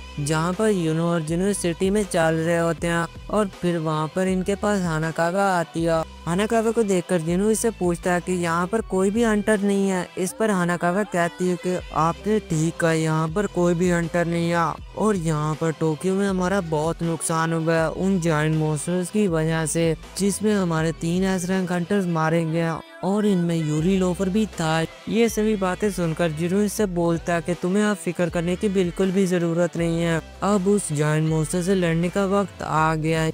ये बोलकर फिर जिनू सिटी की तरफ देखता और सिटी की ये हालत देखकर जिनू वहाँ पर सोचता है कि ये तो डीमन कैसल की तरह लग रहा है। क्या सिस्टम ने मुझे डीमन कैसल में यही हिंट दिया था और आर्टिटेक्ट ने भी मुझे इस चीज़ की पूरी बात नहीं बताई थी। फिर जिनू और भी सोचता है कि डीमन कैसल ने शायद मुझे यहाँ का फ्यूचर बताया था और मैं इस चीज़ को यहाँ पर रोक कर ही रहूँगा। फिर जुनू हानाकावा से बोलता है कि अब शुरू करते हैं। ये सुनकर हानाकावा कहती है कि बाकी हंटर्स को तो आ लेने दे, लेकिन इस पर जिनू बोलता है कि उनकी कोई भी ज़रूरत नहीं है। फिर हमें जापान के हंटर्स को दिखाया जाता है जिन्हें वहाँ पर एक जायंट मॉन्स्टर को मारने में इनकी काफ़ी ज़्यादा हालत ख़राब हो जाती है। फिर जिनू वहाँ पर अपनी सभी शैडो सोल्जर्स को बुला लेता है और जिनू को बुलाते वहाँ पर बीरू भी अपनी काफ़ी खतरनाक एंट्री मारता और वो जिनू को अपनी रिस्पेक्ट भी दिखाता है। फिर जिनू यूनू से बोलता है कि तुम यहाँ से हानाकावा को लेकर चले जाओ। ये सुनकर यूनू वहाँ पर हानाकावा को लेकर वहाँ से चला जाता है। फिर जिनू वहाँ पर जो जायंट मॉन्स्टर्स मरे हुए होते हैं उन्हें देखकर अराइज बोलता है। फिर जिनू अपने सभी सोल्जर्स को उस जायंट मॉन्स्टर्स पर अटैक करने को कहता है। बोलते हैं जिनू के जो शैडो सोल्जर्स होते हैं वो इस लीडर पर अटैक करने के लिए जाते हैं, लेकिन वो लीडर अपने एक ही अटैक से जिनू के वहाँ पर काफी ज्यादा शैडो सोल्जर्स को मार देता है और फिर वो लीडर काफी तेजी से जिनू की तरफ बढ़ता है। ये देखकर जिनू अपने मन में बोलता है कि ये मॉन्स्टर तो काफी ज्यादा ताकतवर है और इसने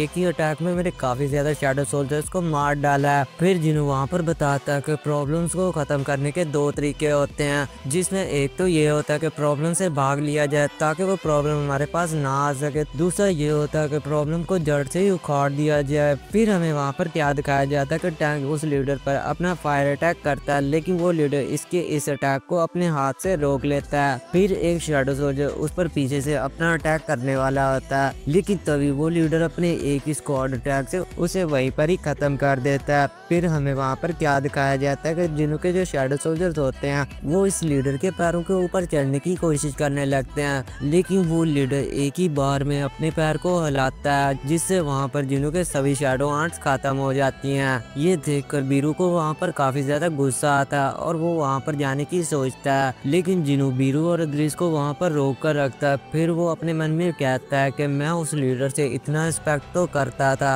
और मेरे पास इतना माना है कि मैं उस वक्त तक इस पर अटैक करता रहूंगा कि जब तक मुझे इसकी कमजोरी नहीं मिल जाती। और फिर हमें वहाँ पर क्या दिखाया जाता है कि वो लीडर काफी तेजी से जिनू के सभी शैडो सोल्जर्स को मारी जा रहा होता है, जिससे जिनू का जो माना होता है वो भी काफी तेजी से कम होने लगता है। ये देखकर जिनू अपने मन में बोलता है कि इसकी पूरी बॉडी तो एक शील्ड की तरह लग रही है और इसी वजह से वो डिफेंस भी नहीं कर रहा और पूरे कॉन्फिडेंस के साथ मेरे सभी शैडो सोल्जर्स को मारी जा रहा है। फिर जिनू वहाँ पर सोचता है कि जब टैंग ने उस पर अपना फायर अटैक किया था तब उसने अपनी आंखों को बंद कर लिया था और मुझे लगता है कि उसका वीक पॉइंट यही है। ये सोचकर जिनू वहाँ पर काइजर को समन कर लेता है और फिर वो अद्रीस को इसके ऊपर बैठा लेता है। फिर बीरू काफी तेजी से उड़कर उस लीडर की आंख पर अटैक करने के लिए जाता है, लेकिन वो मॉन्स्टर इसकी इस अटैक को डॉज कर लेता है। फिर अद्रीस भी काइजर के ऊपर उस लीडर पर अपना स्लैश अटैक करता है, लेकिन वो लीडर इसके इस अटैक को भी डॉज कर लेता है। फिर वो लीडर अपनी स्क्वाड से अद्रीस पर अटैक करता है, जिससे वहाँ पर अद्रीस तो बच जाता है, लेकिन काइजल वहाँ पर मारा जाता है और उस लीडर को वहाँ पर लगता है कि अद्रीस भी काइजल के साथ मारा गया, लेकिन तभी वो अपने कंधे पर अद्रीस को देखता और अद्रीस उसकी आंखों पर अपना स्लैश अटैक करता है, लेकिन वो लीडर इसके इस अटैक को अपने हाथ से रोक देता है। तभी हमें वहाँ पर क्या दिखाया जाता है कि अद्रीस ने जो स्लैश अटैक किया था उसके अंदर से जिनू बाहर निकलता है और जिनू अपने डैगर की मदद से उस लीडर की एक आंख को फोड़ देता है, जिससे वो लीडर डर से चिल्लाने लगता है। ये देखकर जिनू अपने मन में बोलता है कि मुझे पता था कि तुम्हारा वीक पॉइंट यही है। फिर बीरू वहाँ पर आता है और वो इस लीडर के फेस पर एक कट लगा देता है। फिर हमें जिनू को दिखाया जाता है, जो आप देख ही सकते हैं कितना बैडस लग रहा है, और फिर वो अपनी कमांडर स्किल का यूज करता है, जिससे वो उस लीडर के फेस पर अपना काफी खतरनाक अटैक करता है, जिससे वो लीडर वहाँ पर दर्द से चिल्लाने लगता है। ये देखकर हानाकावा वहाँ पर बोलती है कि ये बैटल तो मुझे एक हंटर और एक बीस्ट के बीच लग ही नहीं रही है, ये बैटल तो मुझे दो मॉन्स्टर्स के बीच लग रही है। ये सुनकर यूनो भी वहाँ पर मुस्कुराता है। फिर जिनू उस लीडर पर अपने डैगर की मदद से काफी तेजी से उसकी एक आंख पर अपना अटैक करता है, जिससे उस मॉन्स्टर की एक आंख पूरी तरह से फूट जाती है। फिर जिनू वहाँ पर बीरू को बुलाता है और बीरू जिनू की आवाज सुनते तेजी से उस लीडर की फूटी हुई आंख के जरिए उसकी बॉडी के अंदर चले जाता जाता है जिससे वो काफी ज्यादा दर्द से चिल्लाता है। फिर जिनू बाहर से इस पर अटैक करता है और अंदर से बीरू इस पर अटैक करता है, जिससे वहाँ पर उस लीडर के मुंह से खून आने लगता है और वो लीडर वहीं पर ही खत्म हो जाता है। आगे हमें दिखाया जाता है उस जायंट मॉन्स्टर के लीडर को मारने के बाद जिनू का लेवल वहाँ पर काफी ज्यादा बढ़ जाता है और जिनू को वहाँ पर नोटिफिकेशन भी आ जाता है कि आपने अपने एनिमी को डिफीट कर लिया। लेकिन जिनू को ये नोटिफिकेशन नहीं आता कि आपने डेंजन के बॉस को हरा दिया है। और ये नोटिफिकेशन ना आने की वजह से जिनू वहाँ पर सोचता है तो क्या अभी तक ये रेड नहीं खत्म हुई क्या। जिनू ये सोच ही रहा होता है कि तभी अचानक ही वहाँ पर जिनू को एक स्ट्रॉन्ग प्रेजेंस सेंस होती है और जिनू ये देखकर यूनू को अपने पास आने से रोकता। और फिर हमें वहाँ पर क्या दिखाया जाता है कि उस लीडर के मुंह से बीरू बाहर आता है और बोलता है किंग ये मैं हूँ। बीरू को देखकर जिनू बोलता है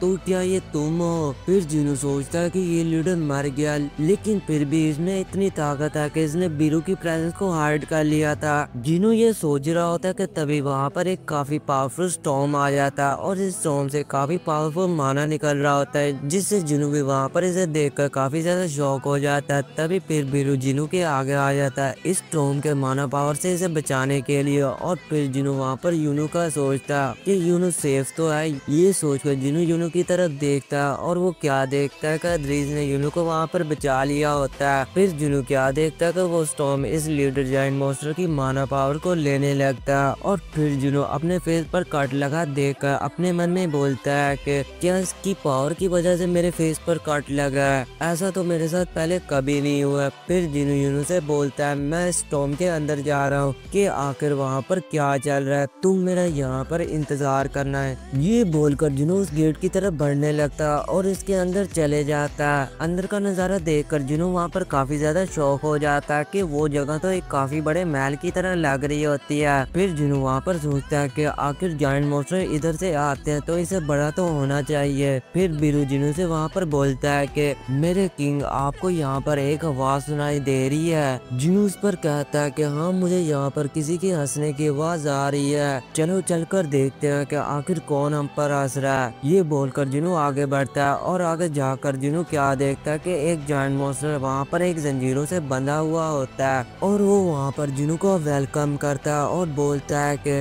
वेलकम मोनार्च, आओ मुझे इस जंजीरों से आजाद कर दो। मुझे पता है रूलर्स का क्या प्लान है और मैं जल्दी से दूसरे मोनार्च को भी ये बताने के लिए जाऊँ। वो मॉन्स्टर वहाँ पर ये बोल ही रहा होता है, लेकिन फिर वो जब अपने सिर को ऊपर करके जिनू को देखता है तो वो बोलता है तुम वो नहीं हो जिसके बारे में मैं जानता हूँ। जिनू उससे पूछता है कि अब जल्दी से मुझे उस रूलर्स के बारे में बताओ और ये भी कि उन्होंने तुम्हें यहाँ पर क्यों बांधा हुआ है। ये सुनकर वो जायंट मॉन्स्टर बोलता है वो मेरा इस्तेमाल करते थे और तुम्हारी अर्थ एक बहुत बड़े वॉर में बदलने वाली है। इसकी बातों को सुनकर जिनू अपने मन में बोलता है कि मैंने बहुत से मॉन्स्टर से बात किया लेकिन आज तक किसी ने मुझसे इस तरह से एक्सप्लेन नहीं किया है। फिर जिनू इससे पूछता है कि आखिर ये रूलर्स कौन है जिसके बारे में तुम बात कर रहे थे। ये सुनकर वो मॉन्स्टर बोलता है वो मोनार्च के दुश्मन है। जिनू अपने मन में कहता है वो मोनार्च के दुश्मन है, इसका मतलब वो मेरे भी दुश्मन है। फिर जिनू बोलता है तुम जंजीरों से बंधे हुए हो, इसका मतलब। ये सुनकर मॉन्स्टर जिनू की बात को काटते हुए कहता है हाँ मैं भी एक मोनार्च हूँ और तमाम मोनार्च और रूलर तुम्हारे पीछे पड़े हुए हैं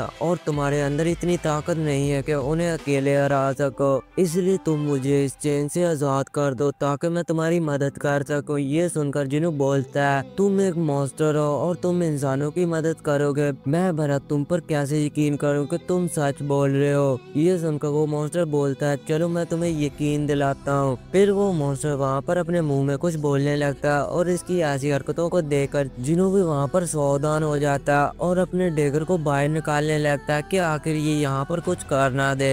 लेकिन तभी जिनू के सामने एक नोटिफिकेशन आता है जिससे जिनू को पता चलता है कि इस मॉन्स्टर का नाम लीबिया है और नोटिफिकेशन में पेड ऑफ ऑनेस्टी का रोल लिखा हुआ था, यानी इस रोल में दोनों एक दूसरे से झूठ नहीं बोल सकते हैं। जिनू पहले तो इस नोटिफिकेशन को देखकर थोड़ा सा सोचता है, फिर जिनू इस रोल को एक्सेप्ट कर लेता है। फिर लीबिया वहाँ पर बोलता है अब तो तुम मुझे इस चेन से आजाद करोगे ना ताकि मैं तुम्हारी मदद कर सके। जिनू बोलता है कि हाँ मुझे अब तुम्हारी बातों पर यकीन है। फिर जिनू वहाँ पर कुछ झूठ बोलने की कोशिश करता है लेकिन उसे नहीं बोला जा रहा होता। फिर जिनू समझ जाता है कि ये प्लेड ऑफ नेस्टी की वजह से हो रहा है। फिर जिनू लीबिया से पूछता है कि तुम मुझसे फ्रीली बात कैसे कर पा रहे हो, बाकी मॉन्स्टर तो मुझसे ऐसे बात नहीं करते हैं। ये सुनकर लिविया इससे पूछता है कि आखिर कौन से मॉन्स्टर्स। जिनू इसे बताता है कि वो मॉन्स्टर जो गेट के अंदर होते हैं, तुम्हारा मतलब जो डेंजर्स के अंदर होते हैं। वेल मैं तुमसे एक क्वेश्चन करता हूँ, तुम कैसे सोच सकते हो कि डेंजर्स के मॉन्स्टर मोनार्च की बराबरी कर सकते हैं? तमाम डेंजर्स के मॉन्स्टर जो तुम्हें गेट के अंदर नजर आते हैं वो रूलर से फाइट करते हुए हार गए थे, और हारने की वजह से रूलर से उन्हें डेंजर्स के अंदर कैद कर दिया था, और इतने हजारों सालों तक कैद रहने की वजह से वो अपनी दिमागी ताकत खो बैठे हैं, इसलिए वो सभी ऐसे हो गए। लेकिन मैं मोनार्च का किंग हूँ, इसलिए इतने हजार सालों तक कैद रहने के बावजूद भी मेरा दिमाग बिल्कुल सही है, और मैं उस दिन का इंतजार कर रहा हूँ जब कोई यहाँ पर आएगा और मुझे इस चेन से आजाद करेगा। और देखो अब मैं और तुम यहाँ पर मौजूद हैं। जिन्होंने से पूछता है कि तुम रूलर्स उन्हें कहते हो ना जिनके वाइट विंग्स है। लिविया इसे कहता है कि हाँ तुमने बिल्कुल ठीक कहा, वो सोल्जर्स हैं रूलर्स के। फिर जिन्होंने से पूछता है कि वो रूलर्स यहाँ पर मॉन्स्टर्स को क्यों भेज रहे हैं जिन्हें उन्होंने पकड़ा है। ये सुनकर लिविया बोलता है कि वो यहाँ पर वॉर की तैयारी कर रहे हैं ताकि तुम्हारा वर्ल्ड बैटलफील्ड के लिए रेडी हो सके। ये सुनकर जिन्हों को वहाँ पर कोई समझ नहीं आती, और जिन्हों इसे पूछता है कि आखिर तुम्हारे कहने का क्या मतलब है, वो मॉन्स्टर्स को भेजकर कैसे इस वर्ल्ड को बैटलफील्ड में चेंज कर रहे हैं। ये सुनकर लिविया इसे बताता है कि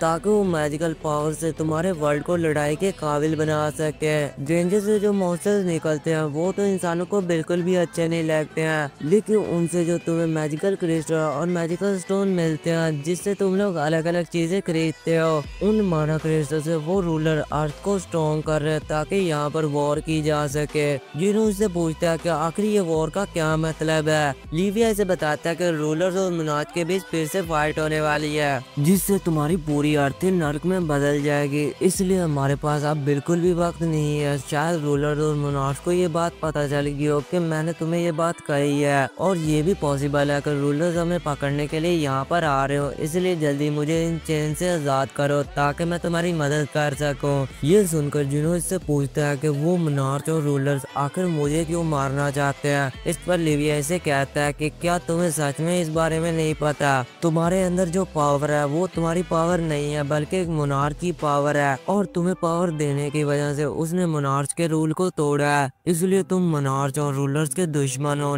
लेकिन मैं वादा करता हूँ कि मैं तुम्हारा साथ मिलकर उनसे फाइट करूंगा, इसलिए मुझे इन चेन से आजाद करके मेरी मदद करो। ये सुनकर जिन्हों बोलता है तो तुम मेरे शैडो सोल्जर क्यों नहीं बन जाते अगर तुम मेरी मदद करना चाहते हो तो। और ये बोलते वक्त वहाँ पर जिन्हों की शक्ल थोड़ी थोड़ी एशमॉन की तरह नजर आ रही होती है। ये देखकर लिविया वहाँ पर काफी ज्यादा शॉक हो जाता है। फिर लिविया इसे बताता है कि मोनार्च और रूलर दोनों की स्पिरिचुअल बॉडी होती है, इसलिए अगर वो मर जाए तो इनकी बॉडी पूरी तरह से ही डिस्ट्रॉय हो जाती है, इसलिए तुम उन्हें शैडो सोल्जर में नहीं बदल सकते हो, इसलिए मैं भी तुम्हारा शैडो सोल्जर नहीं बन सकता हूँ, और शायद अब इतना काफी है तुम्हें मेरी मदद करने के लिए। फिर जिन्हों वहाँ पर अपने डेंजर को बाहर निकालता और बोलता है कि तुमने कहा था तुम मेरा साथ दोगे। लिविया कहता है ऑफ कोर्स, अगर तुम मेरी मदद करोगे तो मैं तुम्हारी मदद करूंगा। ये सुनकर जिन्हों इसकी एक हाथ की चेन को तोड़ देता है। फिर जिन्हों इससे पूछता है कि तू इसका ये मतलब है ना तुम इंसानों की साइड हो। ये सुनकर लिटरली भाई लिविया वहाँ पर कुछ भी नहीं बोलता है। ये देखकर जिन्हों को वहाँ पर इस पर शक होने लगता है, और वो इससे पूछता है कि भाई खामोश क्यों है, मेरे सवाल का जवाब दे, क्या ये प्लेड ऑफ नेस्टी की वजह से कि तू कुछ नहीं बोल पा रहा है। फिर जिन्हों इसके सर के पीछे एक माना क्रिस्टल को देखता है। इसे देखकर जिन्हों इससे बोलता है कि जब तक ये माना क्रिस्टल तुम्हारे सर के पीछे है तब तक तुझे रूलर्स की वॉइस आती रहेगी कि इंसानों को मार डालो और देखा जाए तू भी दूसरे मॉन्स्टर्स की तरह ही है। ये सभी बातें सुनकर जिन्होंने जो इसके हाथ को छुड़ाया था उससे लिविया जिन्हों पर अटैक कर देता है, लेकिन जिन्हों इसके अटैक से बच जाता है।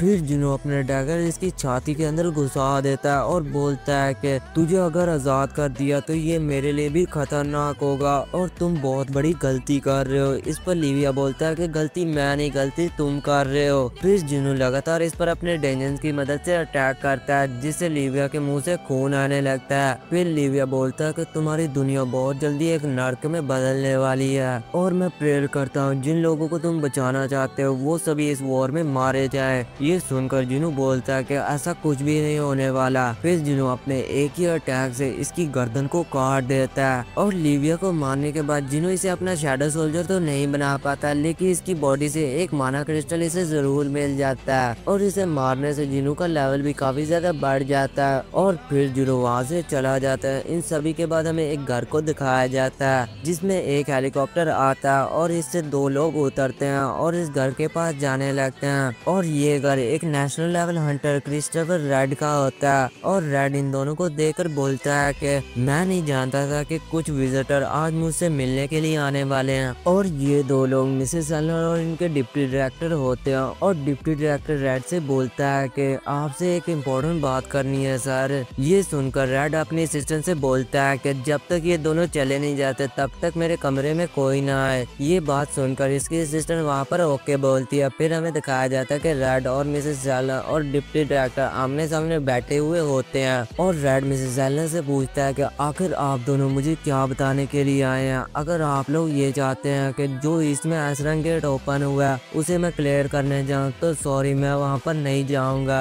ये सुनकर मिसेस एलन बोलती है कि हम यहाँ पर आपसे गेट के बारे में नहीं डिस्कस करने के लिए आए हैं बल्कि इससे भी एक बड़ी प्रॉब्लम है। ये सुनकर रेड चौंक जाता है और बोलता है कि एसरंग गेट से भी बड़ी प्रॉब्लम है। फिर मिसेस एलन से बताती है कि कोई तुम्हें मारना चाहता है रेड। ये सुनकर रेड वहाँ पर काफी ज्यादा शॉक हो जाता है और बोलता है कि मिसेस एलन, मैं आपका बहुत शुक्रगुजार हूँ कि आपने इतना सब कुछ मुझे दिया, लेकिन इसका ये हरगिज़ मतलब नहीं है कि आप यहाँ पर आकर मुझसे ऐसा मजाक करें। लेकिन अगर ये सच है तो आकर मुझे कौन मारना चाहता है। मिसेस एलन रेड को बताती है कि मैंने कुछ दिनों पहले एक सपना देखा था। सपने में मैंने देखा था कि कुछ लोगों का ग्रोथ तुम्हें चारों तरफ से घेरा हुआ है। मिसेस एलन अपनी बात को पूरा करते लेकिन तभी इनकी बात को काटते हुए रेड गुस्से से बोलता है कि क्या आप मुझे अपनी बकवास सपने के बारे में बताने के लिए यहाँ पर आई हैं। मैं जानता हूँ कि आपने मेरी पावर्स को अवेकन किया, लेकिन अब मैं एक नेशनल लेवल हंटर हूँ और मुझे कोई भी नहीं मार सकता।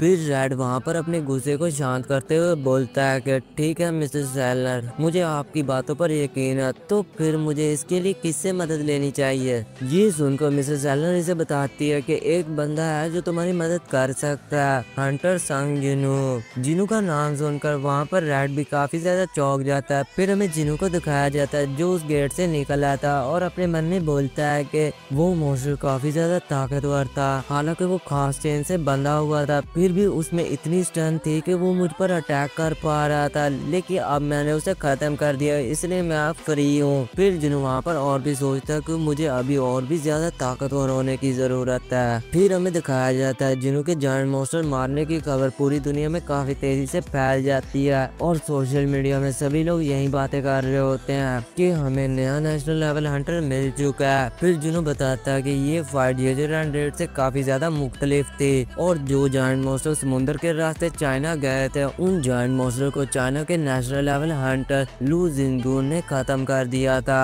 और जापानीज हंटर एसोसिएशन प्रेसिडेंट मासा मोटो ने खुद को सरेंडर करवा दिया जो इन्होंने गलत काम किए थे और जो इन्होंने रिस्पॉन्सिबिलिटी अपनी जिम्मेदारी पर उठाई थी उन्हें ठीक तरह से ना संभालने की वजह से, जिससे अब इन्हें जेल में डाला जाएगा। और दूसरी तरफ हमें मार्ले में दिखाया जाता है अमेरिकी हंटर के सक्सेसफुली एसरंग गेट कंप्लीट करने की वजह से वो सभी वहाँ पर पार्टी मना रहे होते हैं और इस पार्टी में थॉमस आंद्रे भी आया होता है और वो उन्हीं बंदों के पास जाता है जिनसे उसने बैट लगाई थी। अगर आप सभी को याद नहीं तो पिछले एपिसोड में इसने उन हंटर से बैट लगाई थी और वही बैट लेने के लिए वो यहाँ पर आया होता है, लेकिन वो लोग साफ मना कर देते कि हमने तो तुमसे कोई बैट लगाई नहीं थी। फिर थॉमस इसके मुंह के पास जाता है और बोलता है कि क्या सच में। इस पर वो हंटर डरते हुए बोलता है कि हाँ मैंने तुमसे कोई बैट नहीं लगाई थी। फिर थॉमस वहाँ पर अपनी असिस्टेंट से पूछता है कि क्या ये टाई मेरी शर्ट पर ठीक लग रही है। इस पर इसकी असिस्टेंट इसे बताती है कि ये टाई महंगी है लेकिन ये तुम्हारी शर्ट पर बिल्कुल भी अच्छी नहीं लग रही है। ये सुनकर थॉमस उस टाई को उतार कर फेंक देता है। फिर इसकी असिस्टेंट इसे बताती है कि इस साल की नेशनल गिल्ड कॉन्फ्रेंस में जो गिल्ड शामिल होंगी उनकी लिस्ट रिलीज कर दी गई है और इसमें कोरिया की आर्जिन गिल्ड भी शामिल।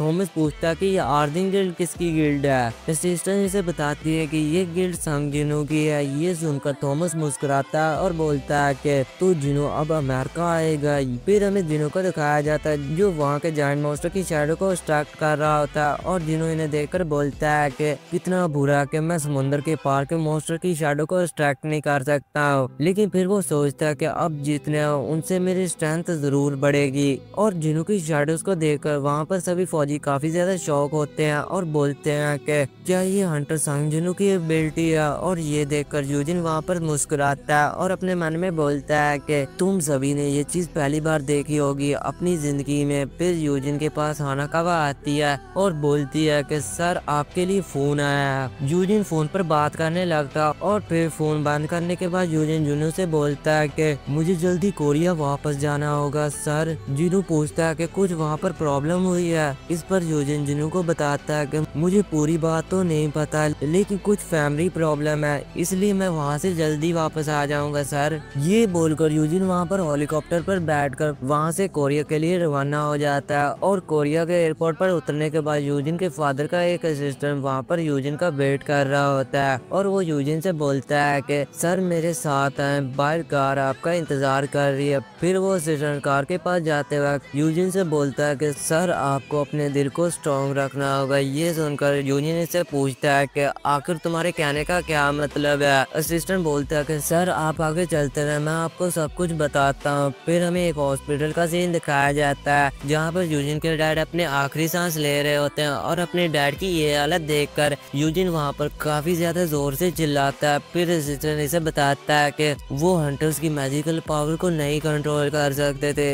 इसलिए आज इनकी ये हालत है। फिर यूजिन बोलता है कि मैं कितना यूजलेस बेटा हूँ कि मैं आखिरी वक्त में अपने डैड के लिए कुछ नहीं कर सकता हूँ। फिर असिस्टेंट यूजिन को एक डायरी देता है और बोलता है कि सर ये आखिरी डायरी है जिस पर आपके डैड इस कंडीशन में पहुंचने से पहले काम कर रहे थे। पहले तो मुझे इस डायरी को किसी को दिखाने से मना किया था आपके डैड ने, लेकिन इस सिचुएशन को देखकर मुझे लगता है कि आपको ये दिखाना ज्यादा बेहतर होगा। फिर यूजिन इस डायरी को खोलता है और वो क्या देखता है कि यूजिन और इसकी सिस्टर ने कौन कौन से कंपटीशन, इवेंट्स और पार्टीज में हिस्सा लिया उन सभी की फोटो इसमें मौजूद थी। यहाँ तक कि रिसेंटली यूजिन जुनू के साथ जापान गया था उसकी फोटो भी इसमें मौजूद थी। और ये देखकर यूजिन वहाँ पर बहुत ज्यादा उदास हो जाता है और वहाँ पर रोने लगता है। फिर यूजिन अपने असिस्टेंट के साथ घर जाने के लिए वहाँ से जाने लगता है लेकिन तभी यूजिन को वहाँ पर कुछ एहसास होता है और यूजिन पीछे देखता है लेकिन वहाँ पर कोई भी नहीं होता है। फिर वो दोनों वहाँ से चले जाते हैं और इन दोनों के जाने के बाद वहाँ पर और कोई नहीं बल्कि जिनू होता है जो अपनी शैडो सेल की मदद से वहाँ पर आ जाता है और जिनू वहाँ पर यूजिन के डैड को होली वाटर ऑफ लाइफ पिला देता है। फिर हमें वहाँ पर क्या दिखाया जाता है, जो यूजिन की बड़ी सिस्टर होती है वो वहाँ पर हॉस्पिटल में आ जाती है और वो जब अपने डैड के रूम में जा रही होती है तभी जिनू इसके पास से गुजरता है और वो जिनू को देखकर अपने मन में कहती है मैंने इसे कहीं ना कहीं तो देखा है, लेकिन वो इसके बारे में इतना नहीं सोचती है और अपने डैड के रूम की तरफ जाने लगती है। और वो वहाँ पर अपने डैड को बिल्कुल ठीक देखकर यूजिन की सिस्टर वहाँ पर रोने लगती है और वो आकर इनके गले लग जाती है। इन्हें जागा हुआ देखकर वहाँ पर सभी डॉक्टर भी चौंक होते हैं कि ये अपनी फाइनल स्लीप से कैसे जाग गया। फिर आगे हमें दिखाया जाता है जिनू यूनू के डैड को ठीक करके अपनी शैडो स्किन सिल्क की मदद से फिर से जापान जाने की सोचता है, लेकिन तभी इसका सिस्टम इसे नोटिफिकेशन देकर बताता है कि आप अभी इस स्किल को 2 घंटे बाद इस्तेमाल कर सकते हैं। ये देखकर जिनू कहता है कि अब मैं इस 2 घंटे में क्या करूं, मैं तो किसी को कॉल भी नहीं कर सकता। फिर तभी जिनू को वहाँ पर चेन की वो बात याद आती है जब चेन ने जिनू से कहा था कि मुझे तुम में इंटरेस्ट है। फिर जिनू ये सोचकर बोलता है कि अब मैं फ्री हूँ तो अब मुझे ऐसा डेंजर ढूंढना चाहिए जिसका कोई ऑनर ना हो। इसके बाद हमें रेड के घर को दिखाया जाता है जहाँ पर रेड अपने बिस्तर पर सो रहा होता है, लेकिन तभी रेड को किसी चीज का एहसास होता है और वो नींद से जाग जाता है और वो अपने कपड़े पहनकर नीचे जाने की सोचता है, लेकिन तभी रेड अपने मन में कहता है कि यहाँ इतनी खामोशी क्यों है। फिर रेड वहाँ पर जो टेबल पर ड्रिंक का ग्लास पड़ा होता है उसे पकड़कर नीचे गिरा देता है और वो ग्लास गिरकर टूट जाता है, लेकिन रेड ये देखकर शौक होता है कि ग्लास के टूटने के बाद भी वहाँ पर कोई आवाज नहीं होती। फिर रेड सीढ़ियों के पास जाता है और चिल्लाते हुए बोलता है कि आखिर यहाँ पर कौन है। फिर रेड वहाँ पर मिसेस एलन के डिप्टी डायरेक्टर के बारे में सोचने लगता है जिसने इससे कहा था कि सर अगर आपको किसी चीज की मदद की जरूरत हो तो इस नंबर पर कॉल कर देना, चेयरमैन को आपकी मदद जरूर कर देंगे। रेड ये सब कोई सोच ही रहा होता है कि तभी अचानक इसके सामने एक बंदा आ जाता है जिसका नाम मोनार्च ऑफ टंग होता है और इसके साथ 2 और मोनार्च भी वहाँ पर आ जाते हैं रेड को खत्म करने के लिए। फिर टंग वहाँ पर बोलता है कि कब तक इंसानों को बचाओगे, आओ हमसे क्यों नहीं मुकाबला करते।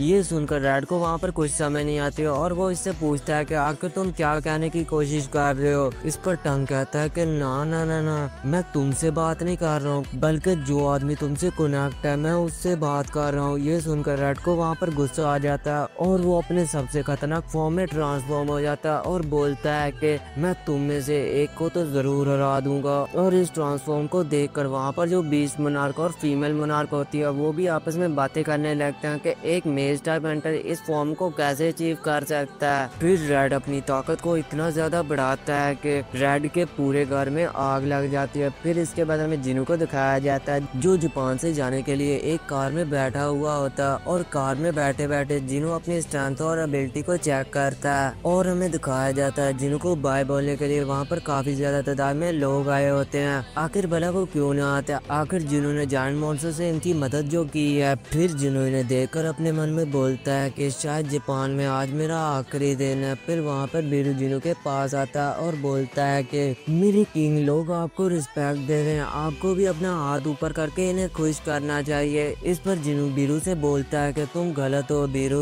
फिर अगले सीन में हमें दिखाया जाता है कि जिनू एक प्लेन में बैठा हुआ होता है जहाँ पर वो अपनी साथ वाली सीट वाले बंदे से बोलता है कि क्या ये कोइंसिडेंस है कि आप मेरी साथ वाली सीट पर बैठे हुए हैं। और इसकी साथ वाली सीट पर जो बंदा बैठा हुआ होता है वो और कोई नहीं बल्कि एडम वाइट होता है जिसने जिनू को मिसेस एलन से मिलवाया था। एडम इस पर कहता है कि फिर तो ये कितना अच्छा होता है, लेकिन मैं खुद ही आपके पास बैठा हूँ। ये सुनकर जिनू बोलता है तो सर आप क्लेम कर रहे हैं कि ये कोई कोइंसिडेंस नहीं है। फिर जिनू वहाँ पर एडम को हेलो बोलता है कि दोबारा मिलकर खुशी हुई मिस्टर एडम वाइट। जिनू से अपना नाम सुनकर एडम बोलता है कि सर हम सिर्फ एक बार मिले हैं और आपको मेरा नाम अभी तक याद है। ये मेरे लिए कितने ऑनर की बात है कि मैं आपसे फिर से मिला हूँ मिस्टर संग। फिर जिनू अपने मन में बोलता है कि इसका नाम तो मुझे बीरू ने बताया था मेरे किंग, इसका नाम एडम वाइट है, आपको इस बार इसका गलत नाम नहीं लेना, ये आपकी रेपुटेशन का सवाल है। फिर जिनू से पूछता है कि आप यहाँ पर क्यों आए हैं। इस पर एडम कहता है कि सॉरी सर, मैं बिना इजाजत के आपके यहाँ आ गया, लेकिन मैंने आपसे एक अर्जेंट मैटर को डिस्कस करना था। जिनू कहता है कि क्या अमेरिका उस एसरंग गेट को नहीं क्लियर कर पाई है। ये सुनकर एडम कहता है कि नहीं नहीं सर, वो तो किसी प्रॉब्लम के संभाल लिया गया था,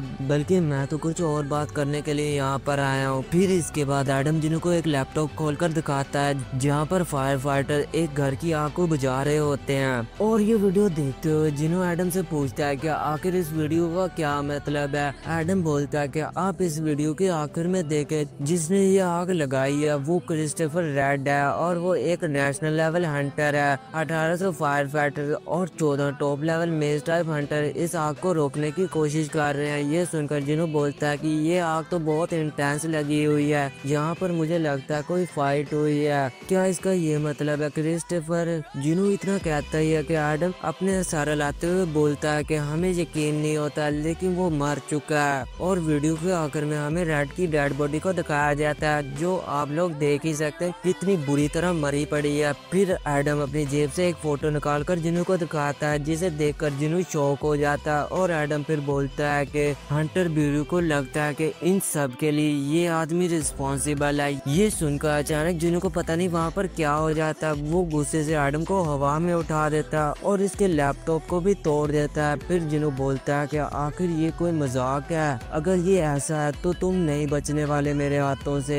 ये देखकर एडम के जो वहाँ पर असिस्टेंट होते हैं वो इसे बचाने के लिए आगे बढ़ते हैं, लेकिन एडम इन्हें पीछे ही रहने को कहता है। फिर एडम जिनू से बोलता है कि इस पिक्चर में जो आदमी है वो डेंजन से बाहर निकला था, जिसके बारे में आप सोच रहे हैं वो ये नहीं है। जिनू इससे पूछता है कि आखिर किस तरह का डेंजन। एडम बताता है कि इसकी मैजिकल एनर्जी एक मॉन्स्टर से मैच हो रही है और इसने हमारे एक एसरंग हंटर पर भी अटैक किया। आपको याद ही होगा कुछ महीने पहले जब हंटर ब्यूरो पर एक धमाका हुआ था, वो सब कुछ इसने तो किया था। ये सुनकर जिनू बोलता है कि तुम्हें लगता है कि इन सब के पीछे मेरे डैड का हाथ है। फिर जिनू एडम को छोड़ देता है। छूटने के बाद एडम बोलता है कि बाद में हम हंटर ने इसे पकड़ने की कोशिश की, लेकिन वो कहीं गायब हो गए थे। फिर हंटर ब्यूरो ने इसे सीक्रेटली भी ढूंढने की कोशिश की थी, लेकिन हमें इसका कोई नामो निशान नहीं मिला। ऐसा लगता है जैसे वो कहीं हवा में गायब हो गया हो। मैं आपकी फीलिंग को समझ सकता हूँ मिस्टर संग, लेकिन ये फैक्ट है। सब चीजों को मिलाकर देखा जाए इन सब के लिए यही जिम्मेदार होते हैं। ये सुनकर जिनू बोलता है कि अगर तुम्हें ऐसा लगता है तो ये फोटो मुझे क्यों दिखाई।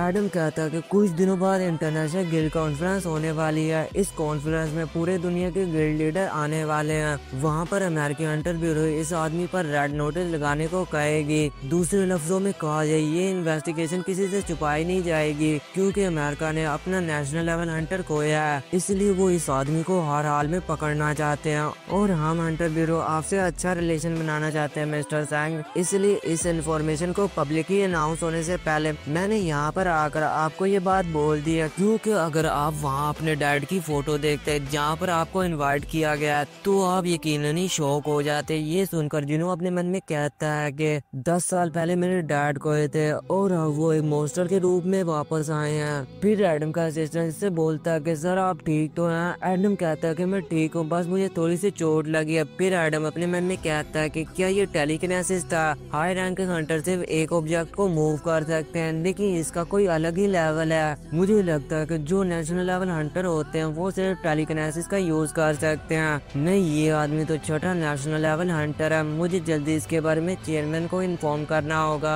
फिर हमें बताया जाता है कि जो इंटरनेशनल गिल्ड कॉन्फ्रेंस होने वाली है, जिसमें सभी कंट्रीज के गिल्ड को इनवाइट किया गया, उनसे करंट इवेंट और फ्यूचर परस्पेक्टिव के बारे में डिस्कस किया जाएगा। और कुछ दिनों पहले हंटर ब्यूरो ने अपनी लिस्ट रिलीज कर दी थी, जो गिल्ड इस अनाउंसमेंट में शामिल होगी, और इसमें कोरिया की आर्जिंग गिल्ड भी शामिल है। इस वजह से ये गिल्ड पूरी दुनिया में मशहूर हो गया, क्योंकि इस गिल्ड का जो गिल्ड मास्टर है वो संग जिनो है, और इसलिए अमेरिकन हंटर ब्यूरो ने इसे रिकॉग्नाइज कर लिया, क्योंकि ये फैक्ट है कि इस बंदे में इतनी ताकत है कि वो अकेले पूरी दुनिया के टॉप लेवल हंटर्स को टक्कर दे सकता है। फिर इसके बाद हमें कोरिया की एक बिल्डिंग को दिखाया जाता है, जहाँ पर एक न्यूज कॉन्फ्रेंस हो रही होती है, जिसमें एक न्यूज रिपोर्टर बोलता है कि सर ये बात तेजी से फैल रही है कि इस साल आर्जिंग गिल्ड को इंटरनेशनल गिल्ड कॉन्फ्रेंस के लिए शामिल किया गया है, ना कि हंटर गिल्ड को। और आप हंटर गिल्ड के गिल्ड मास्टर हैं, तो आप इसके बारे में क्या सोचते हैं हंटर चोई? इस पर हंटर चोई बोलता है कि मुझे यकीन है कि हंटर ब्यूरो ने एक सही डिसीजन लिया है। रिपोर्टर कहता है कि सही डिसीजन लिया, मुझे कुछ समझ नहीं आई। चोई इस पर कहता है कि यस, उन्होंने आर्जिंग गिल्ड को लेकर एक सही फैसला लिया। ये सुनकर रिपोर्टर कहता है कि मैं आपकी बात से बिल्कुल एग्री नहीं करता हूँ, क्योंकि आर्जिंग गिल्ड में सिर्फ एक ही बंदा है। चोई कहता है तुम बिल्कुल ठीक कह रहे हो, लेकिन वो अकेला बंदा संग जिनो है, और अगर हम सिर्फ गिल्ड मेंबर्स की बात करें तो संग जिनो के पास 100 से भी ज्यादा गिल्ड मेंबर्स हैं। और आप लोगों ने जेजुलन रेड और रिसेंटली इवेंट में इसकी परफॉर्मेंस देख ही ली है, और मैं यकीन से कह सकता हूँ कि आर्जिंग गिल्ड अकेले सभी कंट्रीज के गिल्ड को खत्म करने का दम रखती है। ये सभी बातें सुनकर रिपोर्टर कहता है, लेकिन फिर भी हंटर गिल्ड हर साल इंटरनेशनल गिल्ड कॉन्फ्रेंस के लिए कोरिया को रिप्रेजेंट करती है, और मैं यकीन नहीं कर पा रहा हूँ कि आप इस न्यूज से खुश कैसे। चुई कहता है कि हाँ, मैं इस चीज से थोड़ा सा तो उदास हूँ कि हम वहाँ पर नहीं जा रहे हैं, लेकिन मुझे इस चीज से भी ज्यादा उस पर प्राउड है, क्योंकि हमारे पास अब ऐसा हंटर है जो कभी पीछे नहीं हटेगा, और अगर हम किसी मॉन्स्टर को खत्म ना कर पाए तो वो उसे आसानी से खत्म कर पाएगा। और यही सच है कि हमारी गिल्ड मेंबर्स आज उसकी वजह से ही जिंदा है, इसलिए मैं हंटर संघ का शुक्रगुजार हूँ, और मुझे प्राउड है कि उन्होंने हंटर संघ को कोरिया के लिए चुना है। ये सब कुछ बोलकर हंटर चोई अपनी गिल्ड में वापस आ जाते हैं, जहाँ पर इनका एक असिस्टेंट इन्हें बताता है कि सर, जो सुबह सोई गुम में जो गेट ओपन हुआ था, हमें उसका परमिट मिल गया। वो गेट ए रैंक का है, लेकिन इसकी माना पावर इतनी ज्यादा नहीं है। ये सुनकर चोई बोलता है कि ये बहुत अच्छा काम किया तुमने। बाय द वे, आर्जिंग गिल्ड ने दोबारा किसी परमिट के लिए अप्लाई नहीं किया। इस पर वो असिस्टेंट चोई से कहता है कि हाँ सर, उन्होंने रिसेंटली कोई परमिट के लिए नहीं अप्लाई किया। ये सुनकर चोई मुस्कुराता है। फिर वो असिस्टेंट से बोलता है कि हमें आर्जिंग गिल्ड से कम्पीट करने की कोई जरूरत नहीं है सर, हमारा प्रॉफिट अब 40% से भी ज्यादा बढ़ चुका है। ये सुनकर चोई वहाँ पर थोड़ा सा गुस्सा हो जाता है। फिर चोई अपने मन में कहता है कि जब उसकी रैंक थोड़ी थी तो उसने अलग अलग छोटे मोटे गेट्स को क्लियर किया,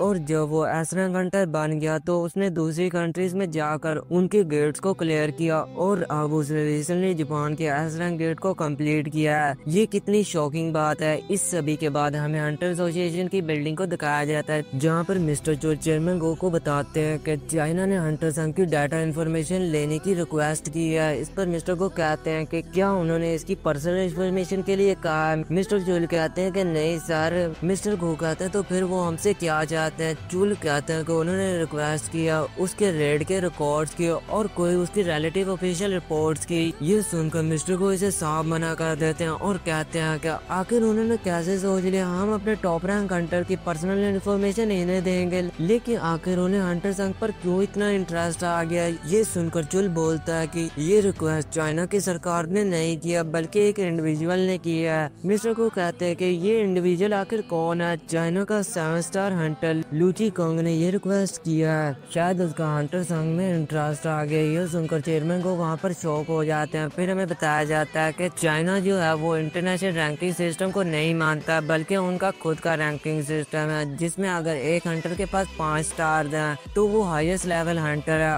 और लूची कांग अकेला पर्सन है जिसके पास 7 स्टार हैं। फिर मिस्टर चुल से पूछते हैं कि आखिर लूची कांग को हंटर संग पे क्यों इंटरेस्ट है। इस पर मिस्टर चुल इन्हें बताते हैं कि लूची कांग ने भी जापान के एक जायंट मॉन्स्टर को मारा था और मुझे लगता है कि शायद इसलिए उसे जिनू पर इंटरेस्ट है कि आखिर जिनू ने अकेले सभी जायंट मॉन्स्टर को कैसे खत्म कर दिया। ये सुनकर मिस्टर को अपने मन में कहते हैं कि शायद स्टोंग को रिकॉग्नाइज कर लेता है। फिर मिस्टर चुल से बोलते हैं कि इसकी रिक्वेस्ट को रिजेक्ट कर दो या थोड़ी बहुत इन्फॉर्मेशन दे दो। फिर हमें थॉमस आंद्रे की गिल्ड को दिखाया जाता है जहाँ पर थॉमस की सिस्टर इससे बोलती है कि हंटर संग जिन्हों कल यहाँ पर अमेरिका आ जाएगा। ये सुनकर थॉमस बोलता है कि आजकल काफी तेजी से दिन गुजर रहे हैं। थॉमस ऐसा बोल ही रहा होता है कि तभी कोई इससे मिलने के लिए वहाँ पर आ जाता है, जो और कोई नहीं बल्कि हांग डांसू होता है। थॉमस इसे देखकर बोलता है कि तुम बिल्कुल ठीक वक्त पर आए हो, मैं तुम्हारा ही इंतजार कर रहा था। मुझे तुमसे एक बात कहनी है, तुम हंटर संग जिनों से अभी बिल्कुल भी पंगा ना लेना। Mister Hong. ये सुनकर डांसू को वहाँ पर गुस्सा आ जाता है। थॉमस वहाँ पर और भी बोलता है कि मैं सब कुछ जानता हूँ, तुम्हारे भाई और हंटर संग जिनों के बीच में क्या हुआ था और मुझे यकीन है कि तुम उससे बदला लेना चाहते हैं, लेकिन अभी थोड़े दिन सब्र कर जाओ। ये सुनकर डांसू गुस्से से बोलता है, लेकिन वो डांसू के इतना बोलते थॉमस इस पर अपनी उंगली पॉइंट करते हुए बोलता है कि मुझे नहीं लगता कि मैंने तुम्हें बोलने को कहा था। और थॉमस को ऐसा देखकर डांसू वहाँ पर डर जाता है। ये सब कुछ देखकर थॉमस की सिस्टर वहाँ पर अपने मन में कहती है कि अपने मुंह को बंद रखो। बहुत कम लोगों को थॉमस ने ऐसी वार्निंग दी है, लेकिन ये बंदा हान डांसू कुछ ज्यादा ही अपने टारगेट को खत्म करने के बारे में सोच रहा है। फिर थॉमस डांसू के कंधे पर हाथ रखकर बोलता है कि जिन्हों को तुम मुझ पर छोड़ दो और जब तक ये कॉन्फ्रेंस खत्म नहीं हो जाती उस वक्त तक तुम किसी दूसरी कंट्री में जाकर थोड़ा सा रेस्ट कर लो। मुझे लगता है कि तुम्हें मेरी बात की समझ आ गई होगी हांग। इस पर हांग डांसू ठीक है कहकर वहाँ से चला जाता है और इसे जाता हुआ देखकर इसकी असिस्टेंट बोलती है कि क्या आपके मना करने पर अब वो ऐसा नहीं करेगा। थॉमस इस पर कहता है कि नहीं लॉरा, ये हंटर संग जिनों से बदला तो जरूर लेगा क्योंकि जिन्होंने इसके भाई को मारा था। फिर हमें डांसू को दिखाया जाता है जो गुस्से से वहाँ से जा रहा होता है और यहीं पर यह एपिसोड खत्म हो जाता है। तो गाइस अगर आपको इसका पिछला एपिसोड देखना तो मेरे फेस पर जो वीडियो आ रही है उस पर क्लिक करें। मैं आपसे वहीं पर ही मिलूंगा। Good bye.